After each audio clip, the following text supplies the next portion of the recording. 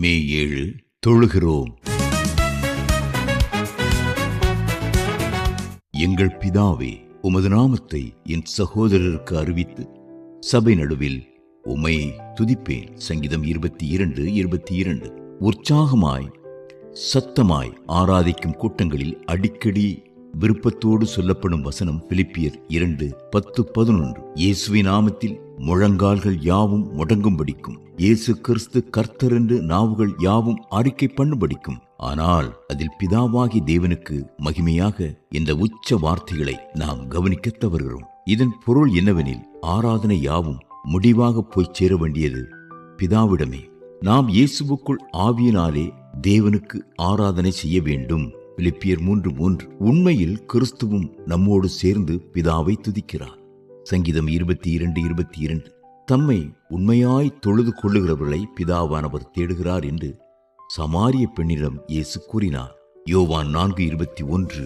நாம் பரலோகத்திற்கு சென்ற பின்னர் கிறிஸ்துவின் நடுவர் ஊழியம் தேவையிராது. அப்பொழுது தேவனது நேரடி பிரசன்னத்திற்குள் நாம் நுழைந்து அவரது சகல மகிமையோடும் மாட்சிமையோடும் காண்போம். வெளிப்படுத்தின விசேஷம் 22:4. அங்கு துதி குறிப்பை பொறுத்து ஆராதனையானது பிதாவையும் குமாரனையும் நோக்கியதாயிருக்கும். வெளிப்படுத்தின விசேஷம் 4:8-5-9. அங்கேயும் பரிசுத்த ஆவியானவரை ஆராதிப்பதை பற்றிய வசனம் எதுவும் இல்லை. பிதாவானவர் குமாரன் அல்ல, குமாரனானவர் பிதாவல்ல. ஆனால் பிதா குமாரனில் இருக்கிறார், குமாரன் பிதாவில் இருக்கிறார்.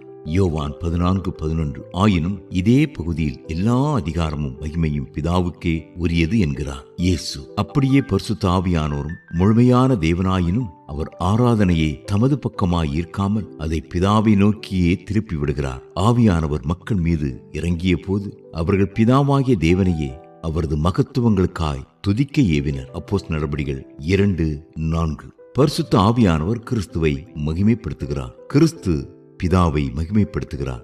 யோவான் 16:14. இந்த அறிவு நமது ஆராதனை முறைமைகளை புரட்சிகரமாக்கி அவற்றிற்கு புதிய பரிமாணங்களை கூட்டும். ஆராதனை பாடல்களை ஏற்றுவோர் இந்த சத்தியத்தை மனதில் கொள்ளவும் தங்கள் பாடல்களையும் பல்லவிகளையும் வெளிப்படும் முன் நம்பகமான திருமறை போதகர்களிடம் அவற்றை கொடுத்து உபதேச பிழைகள் இல்லாதவாறு பார்த்து கொள்ள வேண்டும்.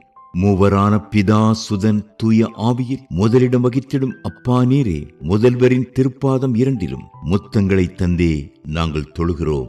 ஜேசன் பாண்டியன்.